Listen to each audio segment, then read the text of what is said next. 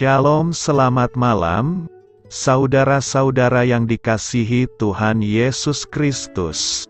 Selamat berjumpa dalam renungan pada malam hari ini.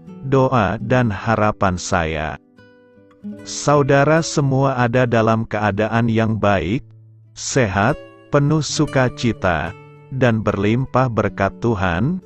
Sebelum kita mendengarkan renungan firman Tuhan, mari sama-sama kita berdoa. Bapa kami yang di sorga, Bapa dalam nama Tuhan Yesus Kristus, Bapa yang baik, Tuhan yang selalu mengasihi dan peduli kepada kami bersyukur untuk berkat kemurahan Tuhan. Penyertaan-Mu dari pagi hingga malam hari ini, oleh karena pertolongan Tuhan, karena tuntunan dan hikmat-Mu saja, maka kami dapat melakukan segala tugas aktivitas kami.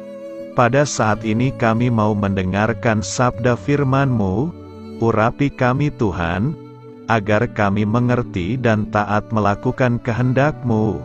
Dalam nama Tuhan Yesus, kami berdoa. Haleluya, amin. Sahabat suara kasih, ayat pembacaan Alkitab kita hari ini terambil dari Matius 9 ayat yang keempat sampai 13. Matius 9 ayat 4 sampai 13. Tetapi Yesus mengetahui pikiran mereka, lalu berkata, "Mengapa kamu memikirkan hal-hal yang jahat di dalam hatimu? Manakah lebih mudah mengatakan, dosamu sudah diampuni, atau mengatakan, bangunlah dan berjalanlah? Tetapi supaya kamu tahu, bahwa di dunia ini anak manusia berkuasa mengampuni dosa." Lalu berkatalah ia kepada orang lumpuh itu, "Bangunlah, angkatlah tempat tidurmu dan pulanglah ke rumahmu." Dan orang itu pun bangun lalu pulang. Maka orang banyak yang melihat hal itu takut, lalu memuliakan Allah yang telah memberikan kuasa sedemikian itu kepada manusia.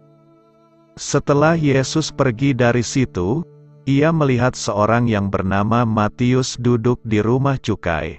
Lalu ia berkata kepadanya, "Ikutlah aku." Maka berdirilah Matius lalu mengikut dia. Kemudian ketika Yesus makan di rumah Matius, datanglah banyak pemungut cukai dan orang berdosa, dan makan bersama-sama dengan dia dan murid-muridnya. Pada waktu orang Farisi melihat hal itu, berkatalah mereka kepada murid-murid Yesus, "Mengapa gurumu makan bersama-sama dengan pemungut cukai dan orang berdosa?" Yesus mendengarnya dan berkata, "Bukan orang sehat yang memerlukan tabib, tetapi orang sakit. Jadi pergilah dan pelajarilah arti firman ini, yang ku kehendaki ialah belas kasihan dan bukan persembahan. Karena aku datang bukan untuk memanggil orang benar, melainkan orang berdosa." Sahabat suara kasih, ayat emas renungan kita hari ini adalah Matius 5 ayat 5-7. Berbahagialah orang yang lemah lembut, karena mereka akan memiliki bumi. Berbahagialah orang yang lapar dan haus akan kebenaran, karena mereka akan dipuaskan. Berbahagialah orang yang murah hatinya, karena mereka akan beroleh kemurahan. Judul renungan kita hari ini adalah Memiliki Sikap Lemah Lembut, ditulis oleh Naomi Irmadiana. Sahabat suara kasih, saat ini, kelembutan dan murah hati dianggap sebagai musuh dari kehormatan, keberanian, dan kekuatan. Kelembutan dianggap sebagai ketidakberdayaan, dan murah hati dianggap sebagai mudah dibohongi. Orang yang bicaranya pelan, dan tidak terburu-buru dianggap lemah lembut. Orang yang sering menolong orang miskin termasuk murah hati. Padahal yang dimaksud lemah lembut dari ayat ini memiliki beberapa arti. Pertama, rendah hati. Roh Kudus pasti akan memimpin orang yang lemah lembut atau rendah hati. Kedua, Menguasai diri bukan hanya self-control, tetapi juga God control. Dia tidak akan segan-segan tegas dengan dosa. Seperti Musa, dia adalah orang yang lemah lembut. Tetapi ketika bangsa Israel membuat dan menyembah patung lembu emas, dia marah dan melempar 2 loh batu sampai hancur. Sedangkan murah hati, bukan berarti harus sering memberi bantuan, tidak pelit atau kikir, tetapi seperti yang sering kali Tuhan Yesus ajarkan, jadi pergilah dan pelajarilah arti firman ini, yang ku kehendaki ialah belas kasihan, dan bukan persembahan. Karena aku datang bukan untuk memanggil orang benar, melainkan orang berdosa. Matius 9 ayat 13. Sahabat suara kasih, maksudnya murah hati yang tidak menghakimi orang lain, atau bersukacita atas kesalahan yang orang lain buat, karena saat kita menghakimi, kita bisa dengan mudah memberikan pengukuran pada orang lain, padahal kesalahan sendiri terlewat. Kita juga kadang bangga atas balasan yang kita berikan pada orang lain, padahal murah hati adalah ketika kita bisa melepaskan pengampunan. Marilah kita renungkan, mari kita belajar untuk memiliki sikap lemah lembut, dengan hidup dalam kendali Tuhan, dan sikap murah hati, untuk tidak mudah menghakimi kesalahan orang lain. Amin. Tuhan Yesus memberkati. Saudara yang terkasih, demikianlah renungan kita pada malam hari ini.